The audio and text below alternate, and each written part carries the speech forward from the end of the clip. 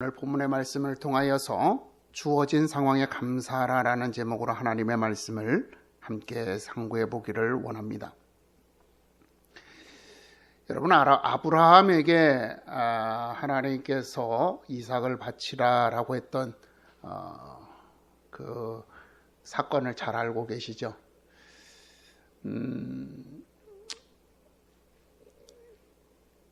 그래서 우리 신앙생활 하면서 많은 신앙의 선배들이 우리가 뭔가 간절하게 바라는 것이 있거나 또 혹은 뭐 일이 좀 안 되고 그럴 때 하나님 앞에 좀 뭔가를 드려봐라. 오늘 어떤 이렇게 하면 뭐 예를 들면 뭐 금식을 며칠하고 혹은 어떤 뭐 헌금을 어떻게 하고 이러면 하나님께서 더 주실 거다. 이제 이렇게 이런 어떤 아브라함의 이야기나 또 이런 것들을 빗대서 얘기를 하는 걸 듣습니다.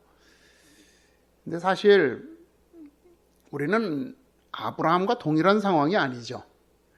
우리는 아브라함이 어떻게 그 아브라함의 사건이 어떻게 끝났는지 알기 때문에 이렇게 하면 잘 될 거라고 하는 마음이 있어서 할 수 있는 거예요. 그죠? 누가 투자해서 돈 벌었다 하면 그거 따라 하는 거잖아요. 근데 실제로 아브라함의 마음이 어땠을까? 여러분, 우리 그걸 한번 좀 깊이 생각해 봐야 될 것 같아요. 하나님께서는 성경을 보게 되면 아브라함을 시험하시기 위해서 아들을 바치라 그러셨단 말이에요. 그런데 아브라함 입장에서는 하나님이 이게 나를 테스트하는 건지 모르는 거예요. 말씀을 안 해주셨으니까. 그냥 내 아들을 바치라 그랬으니까.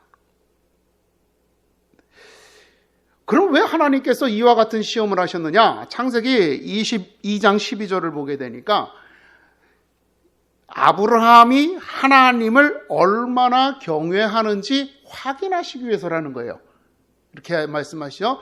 이제야 내가 나를 얼마나 경외하는지 알겠다라고 말씀하신다는 거예요. 그러니까 이 시험의 목적은 하나님을 얼마나 경외함인가라고 하는 것이죠.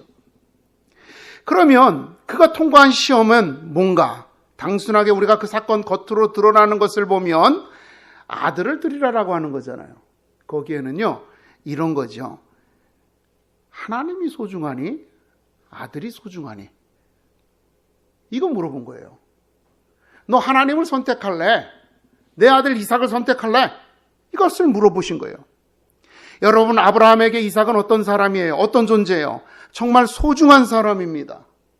이 아들 하나 갖자고 99년 동안 노력했잖아요.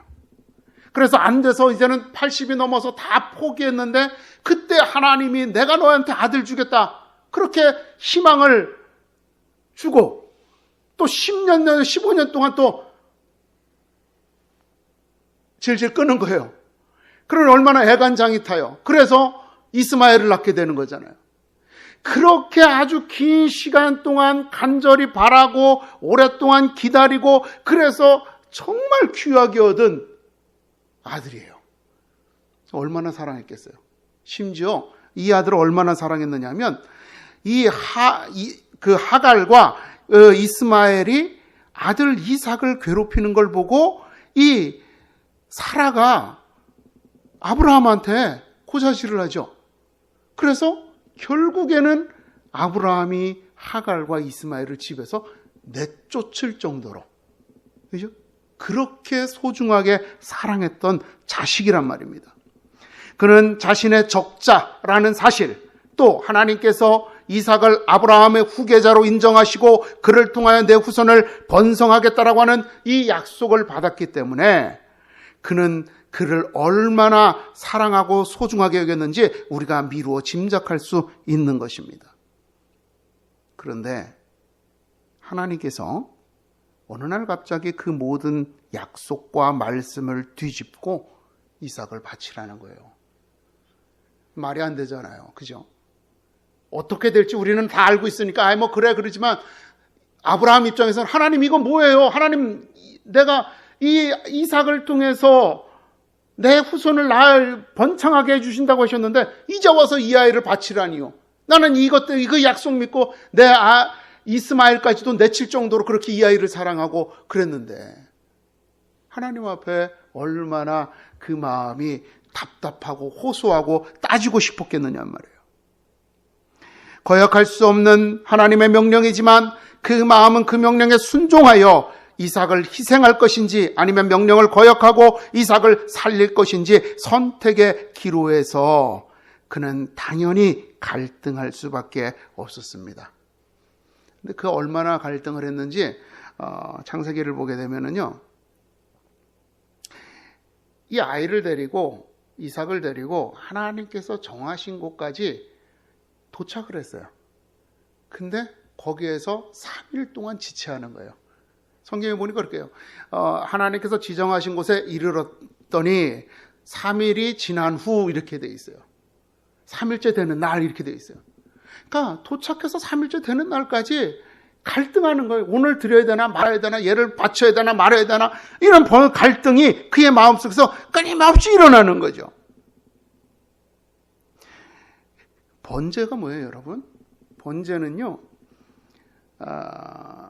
짐승을 잡아서 나무 더미 위에 올려놓고 그걸 불태우는 거예요. 그래서 그 불태우는 향기가 이제 하나님 앞에 들어 올리는 제사다라고 하는 거예요. 그러면 내 자식을 잡아서 불에 올려놓고 거기서 내가 죽여야 하고, 그리고 그 자식의 시체가 타는 그 모습을 다 지켜봐야 되는 거예요. 얼마나 처절한 마음이 들겠어요. 그러니 당연히 이틀이든 3일이든 갈등할 수밖에 없는 거죠. 그런 갈등 속에서 그는 괴로워했지만 결국 결정을 내렸습니다. 3일째 되는 날 이삭만을 데리고 산에 올라간 것이죠.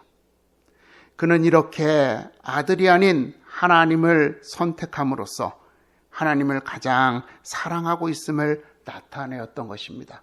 네가 나를 그 무엇보다도 더 소중하게 여기는구나 하는 것을 하나님이 이제 알겠다라고 말씀하신 거예요.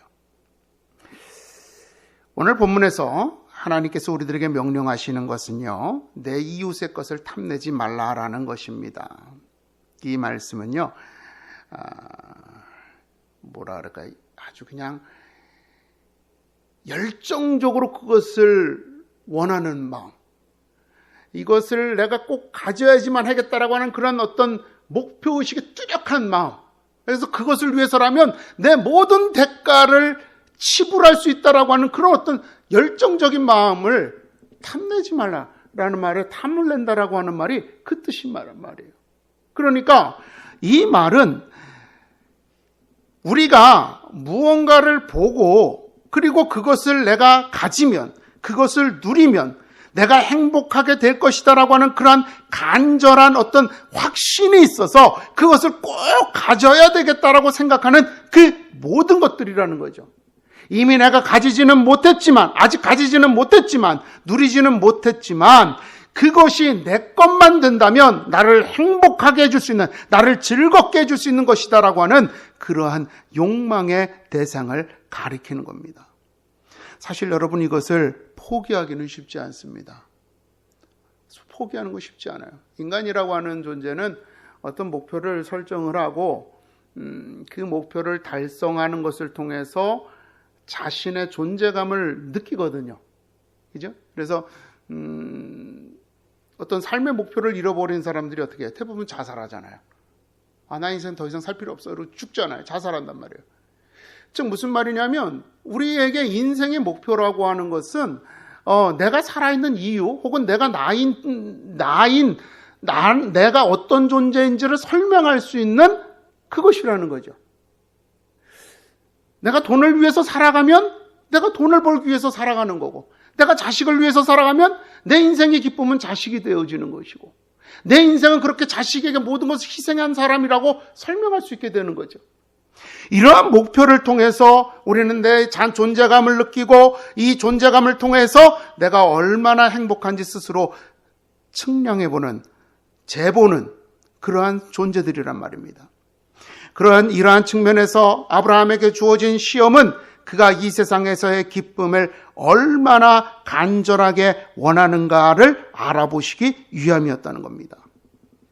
이삭을 통해서 기쁨을 얻을 것인지, 이삭을 포기하고 하나님 안에서 기쁨을 얻을 것인지 그것을 알아보시기 위함이라는 겁니다. 여러분, 그런데 우리가 생각해야 될 것은 있습니다.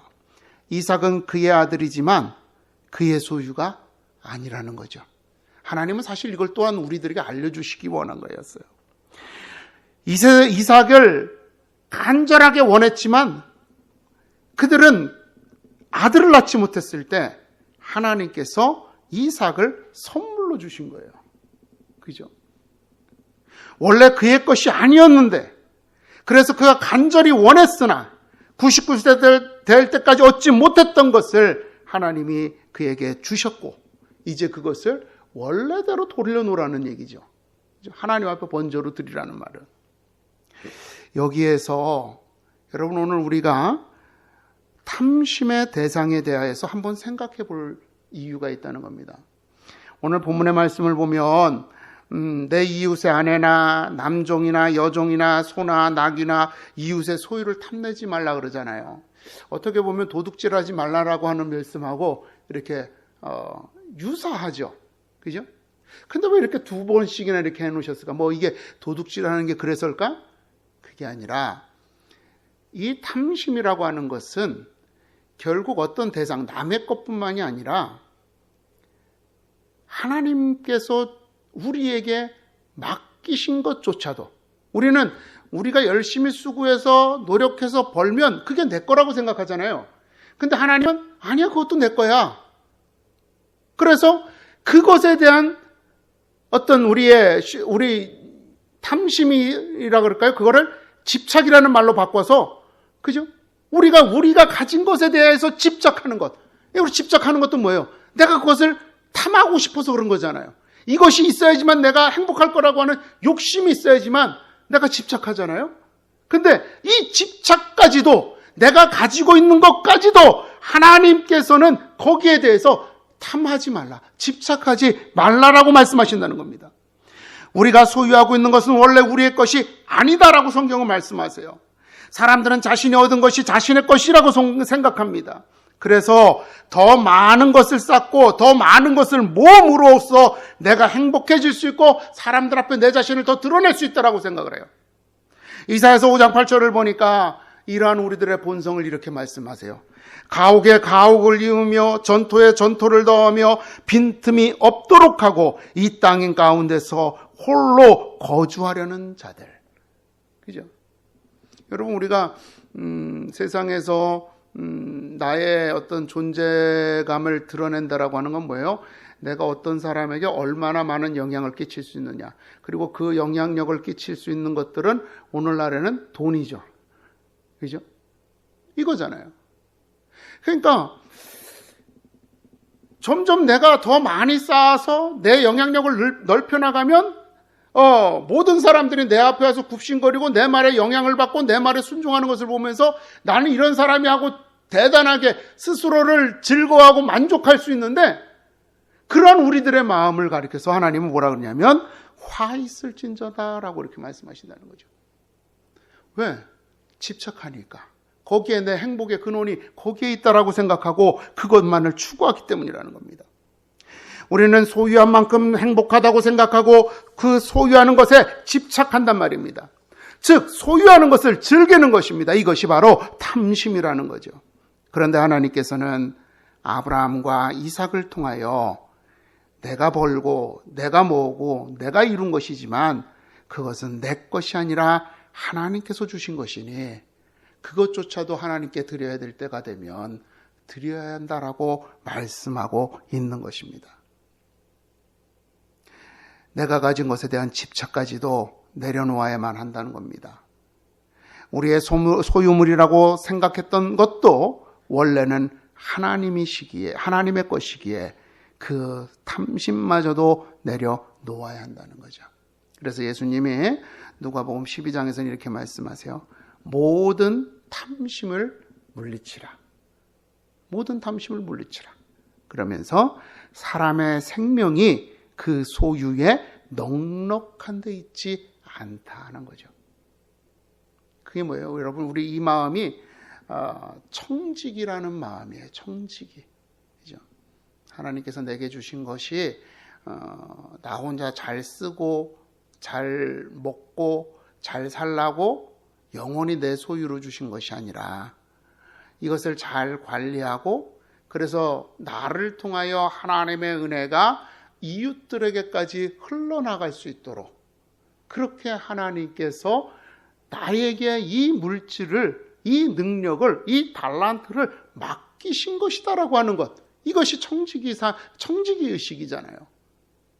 이게 우리들에게 필요하다라고 하는 겁니다. 그 소유가 넉넉한데 우리의 생명이 있는 것이 아니다라고 하시는 예수님의 말씀이 여기 이 뜻이라는 겁니다. 여러분을 규정하는 것들, 여러분이 어떤 사람이라고 설명할 수 있는 것들까지도 하나님 앞에 내려놓아야지만 됩니다. 여러분, 우리가 좋은 차를 왜 타려고 그래요? 비싼 차, 외제차. 얼마 전 저희 결혼기념일이라고 저희 아이들이 서울에 가서 그냥 하룻밤 쉬고 오라고 그 호텔을 예약을 하고 보냈어요. 이제 제 차를 타고 이제 이렇게 차를 맡기고 또 발레 파킹하고 또 발렛에서 봤는데 왜 좀 사람이 그런 게 있잖아요. 좋은 차 타는 것 같고 나쁜 차 탈 때의 어떤 그 사람의 뉘앙스가 있잖아요. 이 집사람이 여보 당신 차부터 빨리 바꿔야 된다 그런 얘기를 해요. 옛날에 외제차 탈 때는 그런 거 없었는데 제가 아이 괜찮아 그런 건 뭐 중요한 게 아니다 이렇게 이제 얘기를 하고 넘었는데 우리가 좋은 차를 타려고 하는 이유, 비싼 차를 타려고 하는 이유는 뭐냐면 나 이만큼 부자야. 그죠? 나 이만큼 잘 나가는 사람이야. 이거 사람들한테 과시하려고 그러는 거예요. 이게 내가 가지고 있는 것이 내가 어떤 존재라고 사람들한테 드러낼 수 있다라고 생각하는 거예요, 사람들은. 그러니까 자기가 가진 것을 자꾸 자랑하고 자기가 가진 것을 자꾸 드러내고 자기가 가진 것을 자꾸 남들한테 얘기하면서 난 이런 사람이야 라면서 사람들 앞에 내가 어떤 존재인지 나를 인정해달라고 나를 섬겨달라고 나한테 고개 숙여달라고 호소하고 있는 거라는 겁니다. 그런데 주님은 그것이 너란 존재를 규정하지 않는다는 겁니다. 내가 세상에서 가진 모든 것들, 내가 세상에서 누리는 모든 것들을 내려놓으라는 거죠. 그래서 여러분 초대교회에 보면 귀족과 노예가 같이 교회에 들어오잖아요. 그럼 뭐라 그래요? 거기 교회 내에서 다 형제자매가 되는 거예요. 왜? 세상에서의 귀족이고 세상에서의 노예지만 하나님 안에서는 모두가 다 똑같은 거예요. 세상의 지위가, 세상의 부가 하나님 앞에서 나를 어쩔 수 없다는 거예요. 그것은 잠시 잠깐 우리에게 주어진 역할일 뿐이지 하나님 안에서는 한 형제요 참여라는 거죠. 우리나라에서도 실제로 그랬던 거 있어요. 우리 시골에 어느 교회가 이제 그 집에 그 지역에 유지 그 사람이 이제 예수를 믿었어요. 근데 그 집에 머슴도 예수를 믿었어요. 근데 이 머슴의 믿음이 더 좋으니까 이 사람을 신학교를 보낸 거예요. 그리고 이 사람이 목사 안수를 받으니까 자기 교회의 담임으로 세워가지고 그 목사님을 섬겼다라고 하는 그런 예화가 있는 거예요.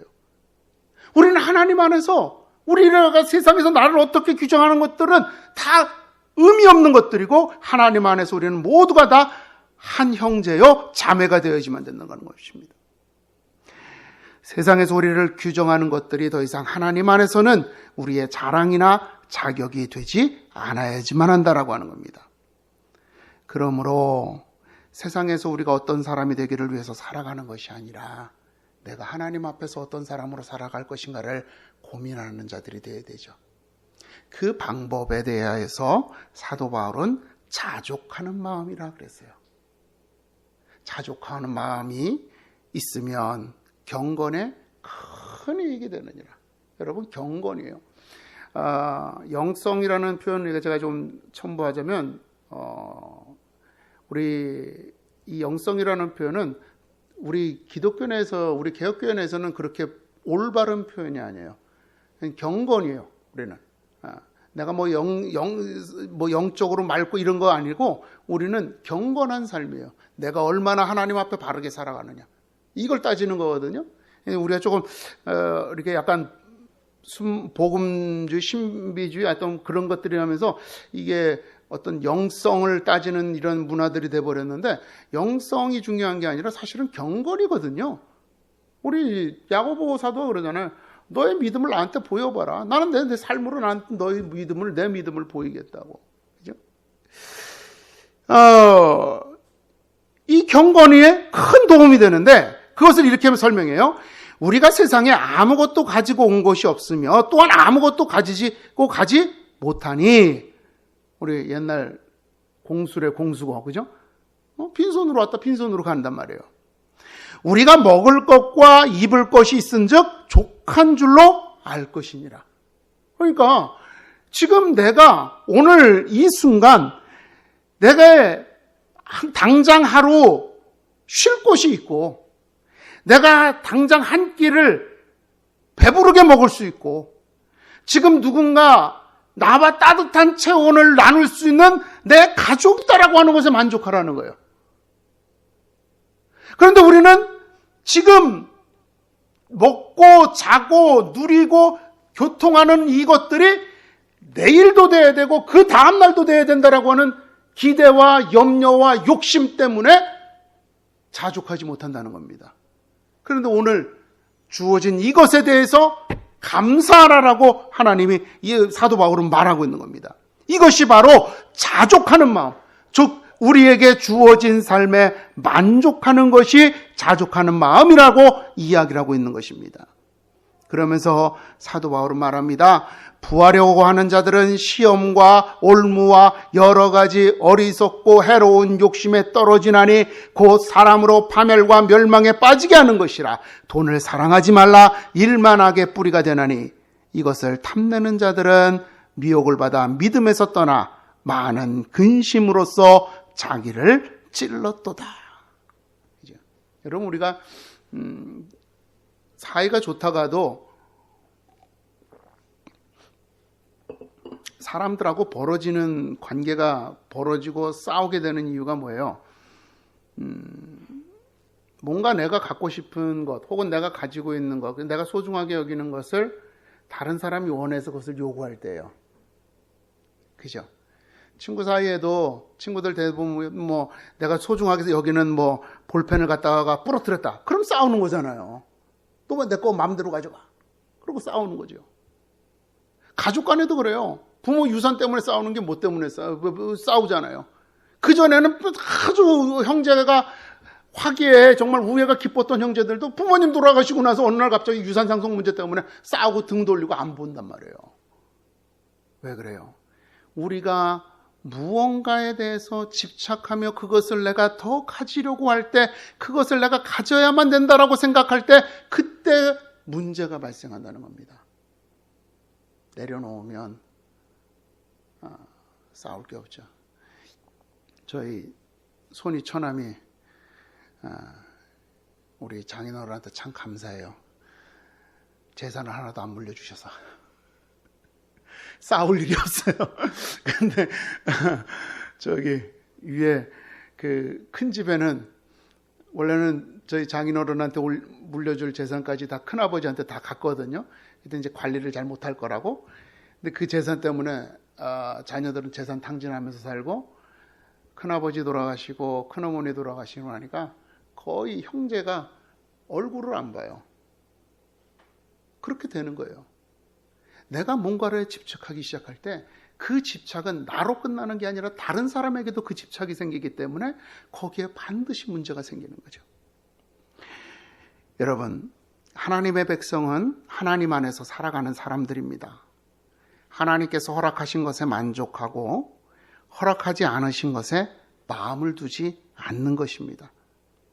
만일에 그렇지 않는다면 우리는 항상 불만이 가득한 마음, 그리고 불안한 마음을 가지고 마치 야생동물들이 먹이를 찾는 것처럼 번뜩이는 눈을 가지고 세상을 바라보며 모든 이들을 우리들의 경쟁의 상대로 삼게 될 것입니다.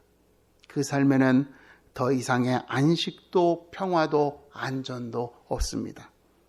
하나님께서 주신 것에 감사하며 살아가는 우리가 이 세상 그 누구보다 안전하고 안락하며 평화롭게 살아갈 수 있는 것입니다. 몸의 편안함과 마음의 평안함을 바꾸지 마세요. 그죠? 몸은 좀 불편해도 몸이 좀 불편하려면 어떻게 돼요? 먼저 양보하고 먼저 배려하고 먼저 좀 섬겨야 되잖아요. 먼저 포기해야 되고. 그런데 그렇게 해도 내 마음이 평안할 수 있다면, 그죠? 그러면 우리가 하나님의 자녀로서 살아가는 거란 말입니다. 우리의 몸을 죽이고 마음을 살리는 사람, 그래서 주님으로 인해서 행복해하는 사람이 되어야 되지만 됐습니다. 오늘 우리가 감사절을 지키는 거 어떠한 감사의 제목이 있기 때문이 아니라 오늘 이 순간 내가 있음에 대해서 감사하는 마음으로 드릴 수 있는 그런 감사절이 되기를 주님의 이름으로 축원을 드립니다. 기도하겠습니다.